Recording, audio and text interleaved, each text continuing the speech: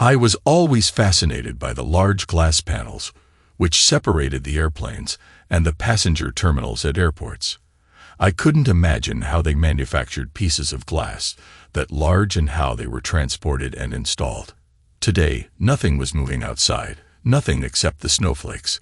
They drifted down like little parachutes, swinging from side to side. Big, heavy, wet flakes of white cold. They started coming about 2 hours ago. That was shortly before I was supposed to be taking off on a 3-day business trip. The last message over the intercom indicated that the delay would continue for at least 2 more hours. It wasn't deep enough for the snowplows to get out, but it was too heavy for the planes to take off. The Castleberry Airport wasn't that big, but it was at a convenient location to be used as a hub for different airline connecting flights. I called home a few times to let my wife, Marcia, know that the flight was delayed, but there was no answer. I figured she was out shoveling the walk. She thought it was better to shovel 3 or 4 times with light snow than 1 time with a thick cover. I was the one that usually did the shoveling, so I was sort of glad that she would get to enjoy it while I was gone. Marcia and I had been happily married for 22 years. We had 2 sons in college, so when I had to take my trips, she was left alone. Once in a while, she would go along if it were an interesting location, but usually she was content to stay home. The best part of the trips was the welcome home sex when I got back. It always seemed to make the separation worthwhile. Watching the snow had a slightly hypnotizing effect on me after a while. Stretching my legs seemed to be a good idea, so I wandered over by the VIP lounge. I recognized one fellow traveler sitting at a table with 3 other stranded souls. He noticed me as I entered and waved. "Eddie, sit down and join the Cheating Hearts Club." I remembered that his name was Duncan, but I had never met the rest of the bunch. "I assume you are all Hank Williams fans." "Sorry, Eddie, you missed on that guess. Hi, I am Archie." The biggest guy at the table held out his hand as a gesture of welcome. The rest of the group quickly followed. The truth is, we are all victims of cheating wives. When we figured that out, we formed the club. All this happened within the last hour, of course. The explanation was accompanied by a chorus of moans and cynical laughter from around the table. The youngest guy in the group, who identified himself as Bryce, called the waitress over and ordered another round of drinks. They were about 3 rounds ahead of me at this point, so I was the only one who was completely sober. I was a poor drinker at best. As the newest member, I got to pick up the latest tab. "Sorry, fellows. I would be happy to sit and chat about your marital woes, but I can't join your club since I am happily married." Cedric, the oldest member of the group, thought that was funny. After a sarcastic but friendly laugh, he looked around the table. I think our newest member is in denial. It appeared that a little good-natured ribbing was the initiation to join the informal, impromptu group. But I didn't mind. After about 10 minutes of generic chit-chat, Bryce looked over to me. "So, Eddie, tell us, what is your loving wife doing as we speak, and what is your secret for keeping her happy?" "Well, with the snow coming down as it is, I assume she is out shoveling off the driveway." "Why do you figure that she is doing that?"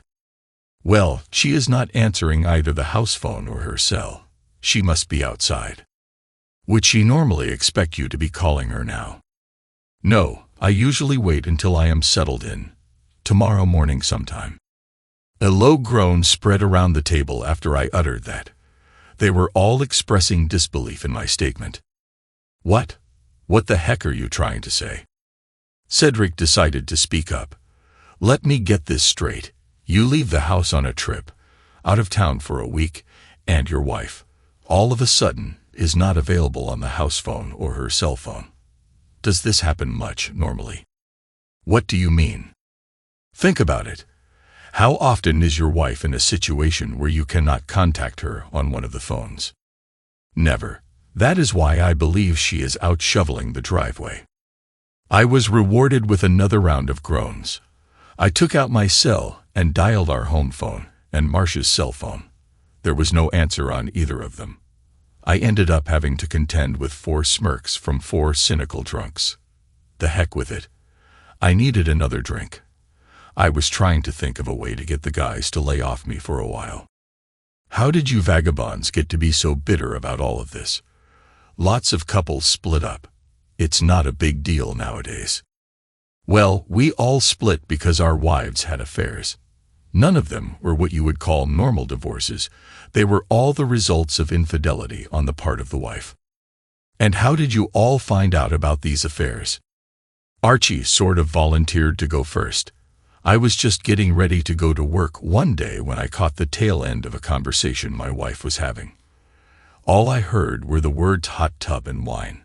For the past few weeks before this, my wife, Joan, had gotten into the habit of erasing the phone calls from her cell phone immediately after she was done. I noticed her doing it but didn't think anything about it until this point.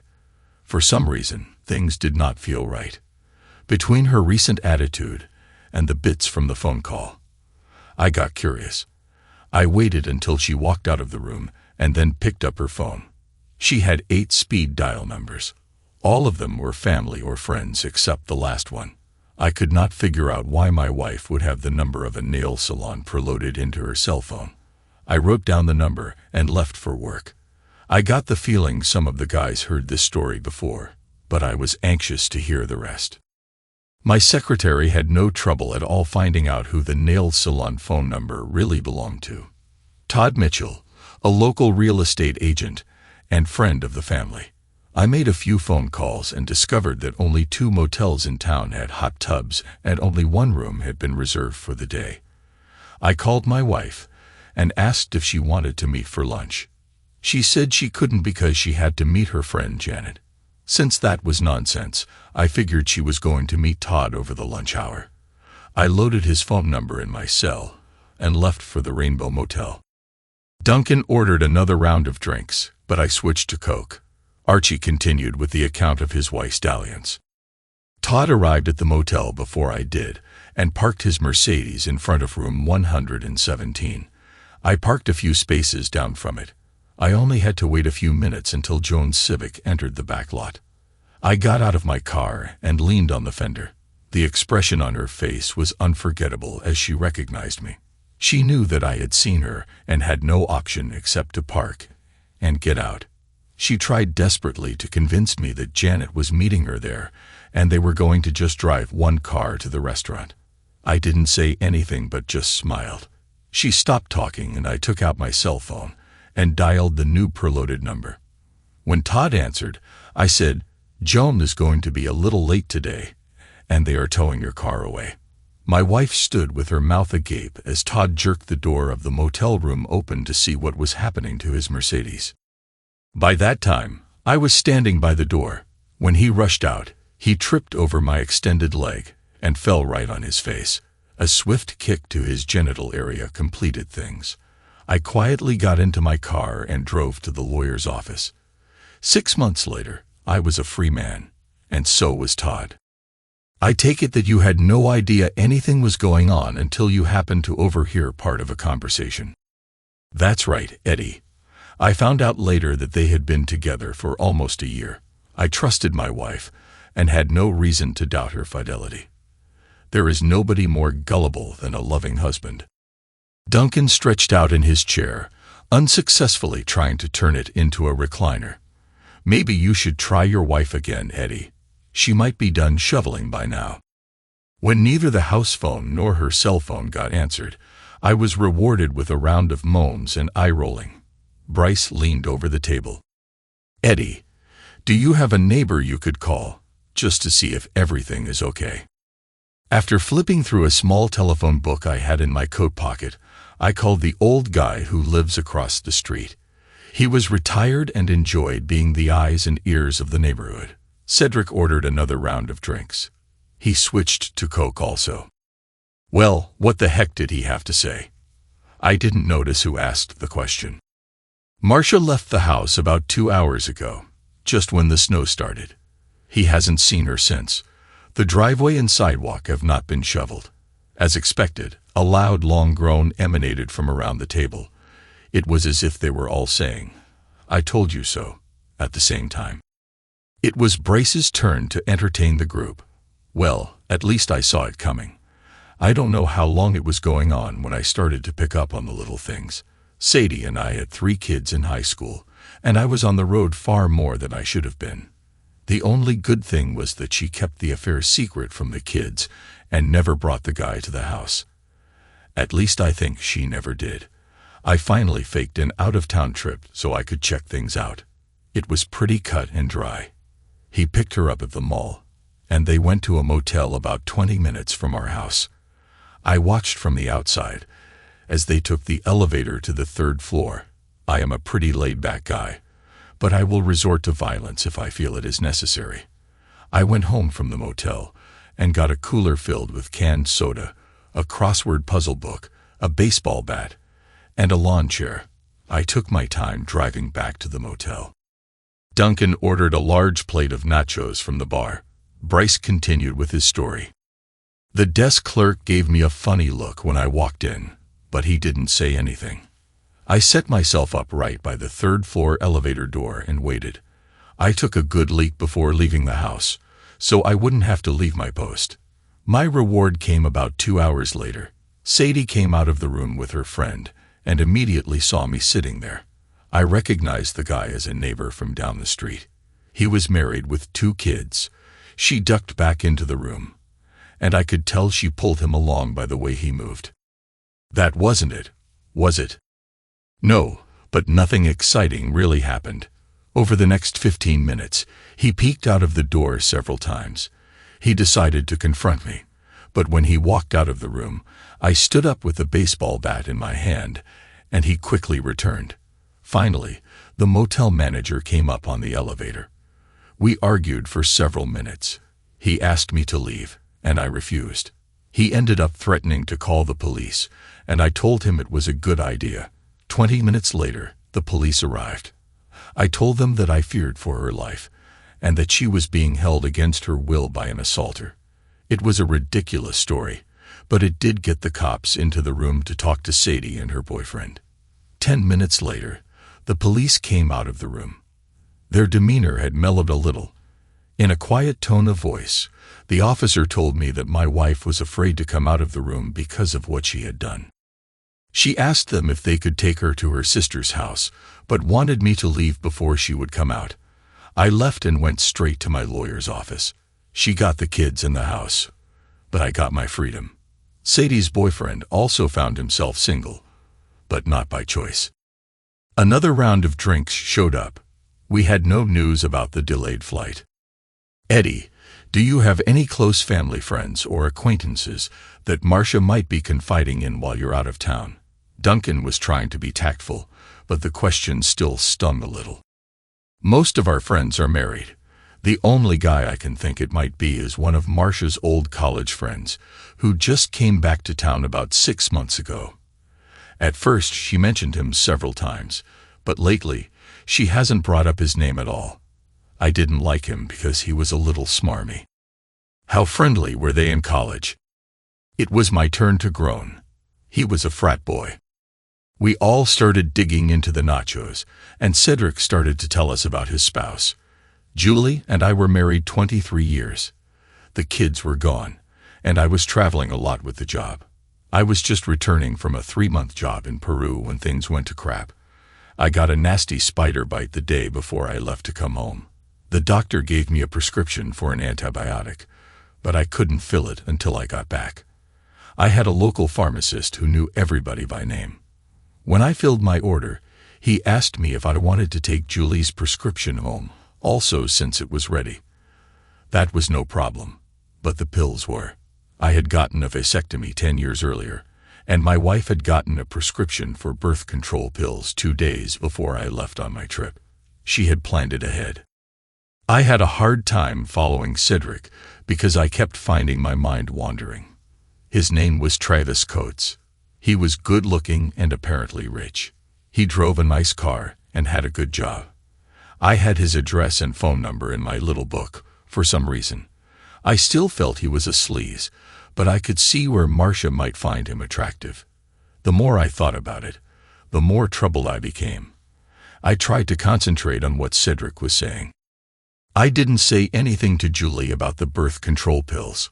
When I got a chance, I pulled the past few months' cell phone bills and checked the calls. 20 minutes after my plane took off. 3 months before, she made a call to Langford Landscaping. That was the guy who cut our lawn. Terry Langford moved up here from Kentucky with a wife and 3 kids. He started a lawn mowing service and gave it a fancy name. Over the last 3 months, Julie called him almost 30 times. There were no other suspicious calls on the list. The next morning, I paid a call to Terry. He wasn't home, but his wife was more than willing to talk to me. It seems that Julie was paying Terry $50 every time he came to the house and serviced her. His wife didn't like it, but said they needed the money to feed the kids. It was not his idea, but I still felt I needed some satisfaction. I told his wife I would be back the next day. By the time I got there the next morning, they were gone. I don't know if I was disappointed because I didn't get a chance at him or glad he was gone. 2 days later, I served my wife with divorce papers. We decided not to order any more drinks. Well, Eddie, what have you decided to do? I know this sounds stupid, but it doesn't look like we are going anywhere for a while. Since the planes are snowed in, how do you guys feel about a road trip? In this weather, you are off your rocker. Archie didn't seem too enthused. How far do you live from here, and what are you driving? Cedric was a little interested. I got a 4-wheel drive Explorer, and I live less than an hour from here, even in this weather. In 5 minutes, we were ready to go. Even Archie was okay with it. Bryce left his cell phone number with the ticket agent, so we could be contacted.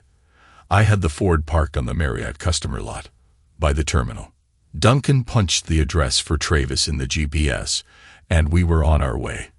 It could very well be a waste of time, but it was something fun to do. Duncan, you still have your story to tell, and we are definitely a captive audience. Why don't you start? It all happened about 3 years ago. My wife, Kelly, and I belonged to a civic club. We would get together weekend evenings for dancing, drinks, and a meal out. The guys usually ended up in the basement playing poker, while the women did whatever they usually do. This particular night started off badly when I noticed that Clayton Mankey showed up. Kelly and Clayton were close friends in high school, 25 years ago. In fact, they were a steady couple for at least 2 years. Clayton finished college and moved away, but I always had the feeling that Kelly still thought about him. They danced a few times, and I could tell they were trying not to be too obvious about it.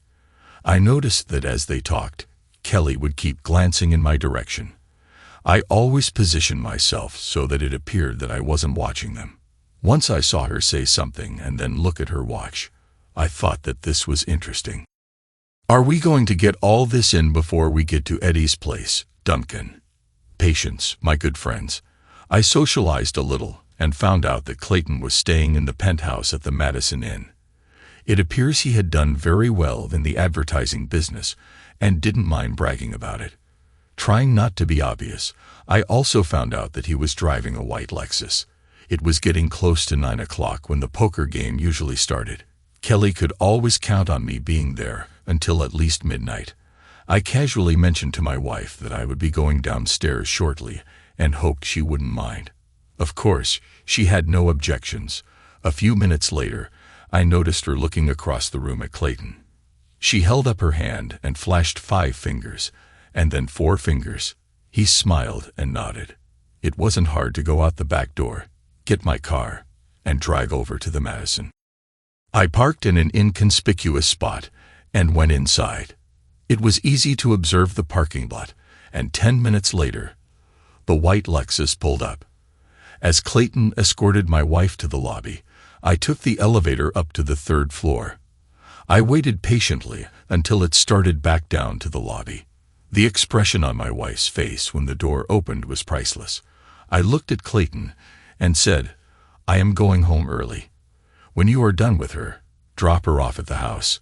As I walked off the elevator, I could contain my anger no longer. A swift right hand busted Clayton's nose. He landed flat on the floor. 10 minutes later, I was home, and 10 minutes after that, a cab dropped Kelly off.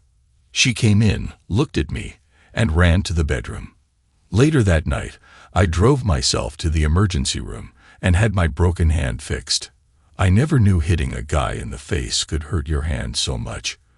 For months after that, I was divorced. Wow, he did finish on time. Nice story, Duncan. Now, how close are we to the rendezvous point? Bryce seemed to be getting anxious. Turn left in 1.2 miles, Eddie. The closer we got, the more interested the group was. The snow was still coming, but a little slower.